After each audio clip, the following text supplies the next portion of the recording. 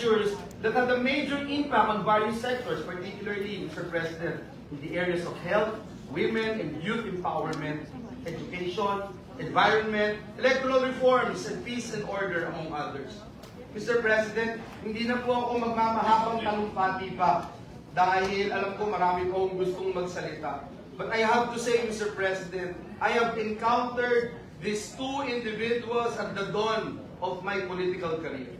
We know how public service comes with immense challenges, often requiring the strength to face and move mountains.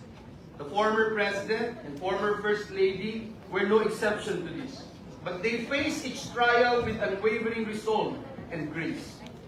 Pangulong Era, First Lady Loy, Senator Loy Estrada's unwavering dedication to serve the people, especially the poor and disenfranchised, and their enduring legacy rightfully earned them a place in our nation's history. Sa inyo po, maraming salamat at pagpalain po kayo ng ating Panginoong Diyos. Thank you, Mr. President. Thank you very much, Senator Joel Rivera.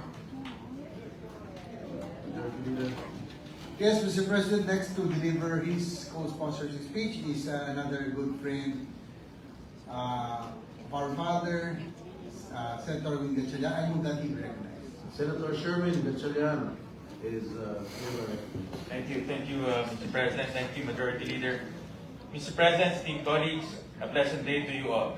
Today I rise not just to honor a man, but to recognize a legacy, one built on grit, resilience, and unwavering connection with the Filipino people.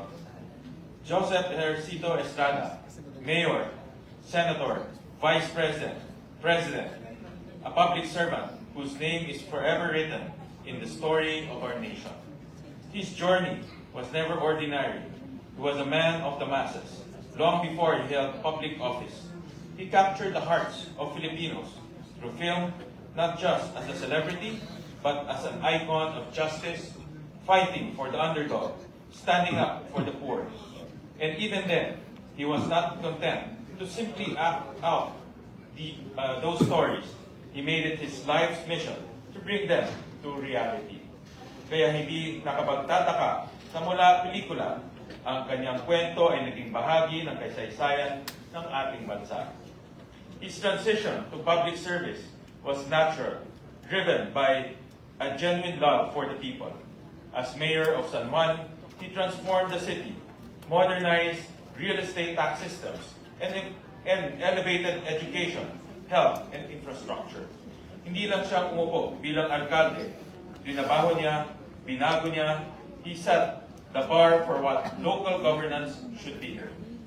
At alam ko yan, because I, too, serve as a mayor.